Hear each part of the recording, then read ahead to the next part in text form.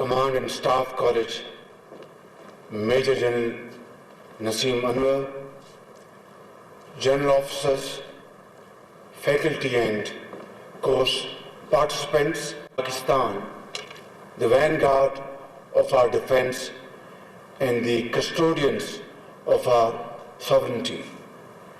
Your esteemed institution reflects the essence of our armed forces, where discipline is fused with intellect and courage is molded into leadership. Pakistan owes its peace to you and offers you its deepest gratitude. I also extend a special welcome to our guest officers from brotherly and friendly countries, and I would like to say a sentence.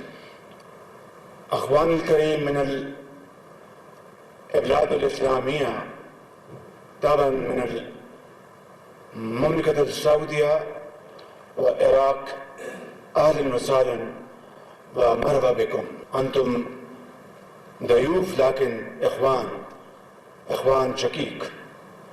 Alhamdulillah. Your presence here is a reflection of the excellent ties that we are privileged to enjoy with our friendly countries. Let me commend the Commandant of this great seat of learning for maintaining the highest standard of training and extend my heartiest congratulations to the course participants for the successful completion of your training. Ladies and gentlemen, today the threats we face are no longer limited to conventional battlefields. They are multifaceted, ranging from kinetic warfare to cyber attacks, economic coercion, to disinformation campaigns and hybrid threats that challenge both our borders and our ideological frontiers. The recent Indian aggression against Pakistan, violating our territorial integrity and targeting our innocent civilians, was not merely countered successfully, but instead we succeeded in turning the tables on those who are dreaming of establishing a new norm. On the diplomatic front, our offer of a neutral, independent, and credible investigation into the so-called Pahalgam terrorist incident was brushed aside by India, that knew fully well that such an investigation would only uncover the ugly truth.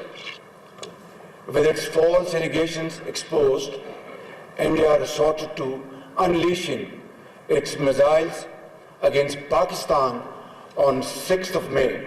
Our response, both on the ground and in the air, left India completely baffled and shell-shocked, particularly after its Air Force lost several of their highly prized aircrafts and missile defense system.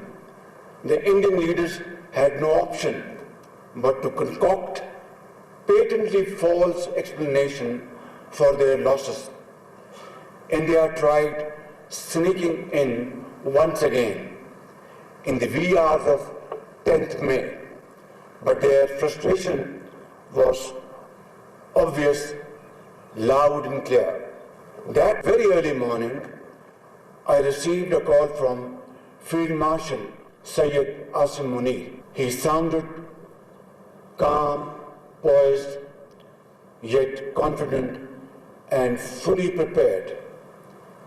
Throughout this crisis, his bold, courageous, fearless, and inspiring leadership stirred the armed forces and galvanized them as a wall of steel, surely he has entirely earned the rare title of Field Marshal.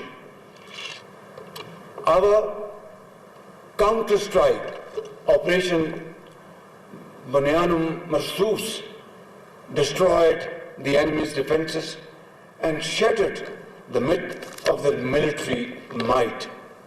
I must also acknowledge the heroics of our Air Force, led by Air Chief Marshal Zahir Ahmed Babar, who displayed exemplary professionalism in downing enemy jets with precision and accuracy. Ladies and gentlemen, Pakistan accepted the ceasefire offer brokered by the United States and other brotherly and friendly countries in the interest of peace, progress and prosperity in South Asia.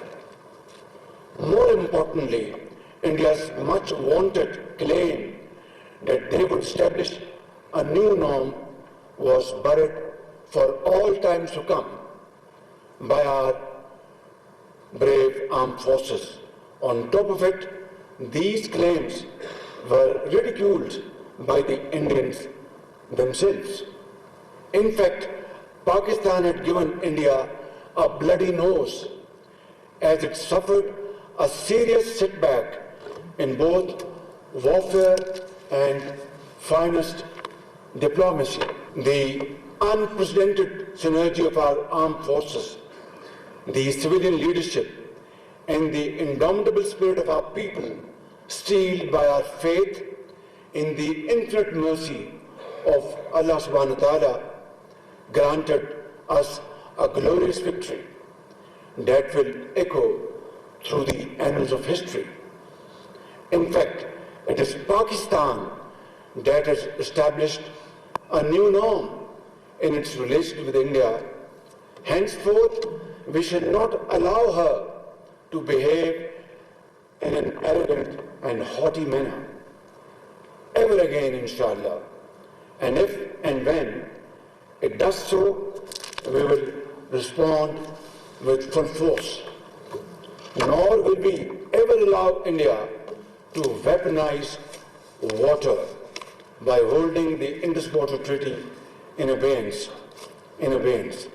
This is an absolute red line for us. I must mention, and without mincing words, that while we have succeeded on the military front, Pakistan continues to face major challenges in the fields of economy and governance as well.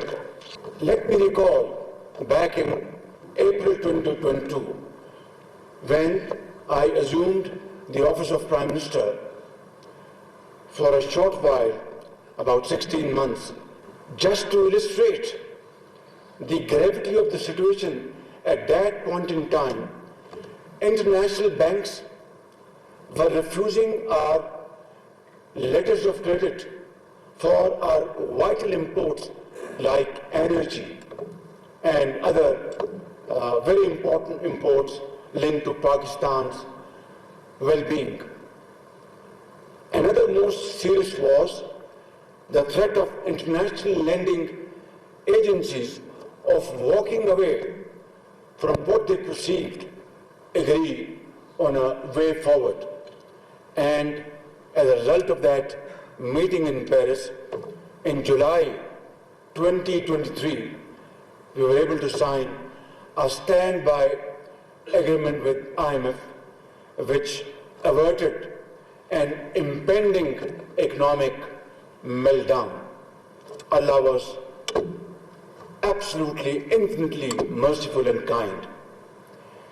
Then again, assuming office now in March 2024, we lost no time to introduce major reforms, coupled with cast iron guarantees to the lending agencies that we would not shy away from undertaking difficult, tough, but very relevant, deep-rooted structural changes in our system and our administrative organization.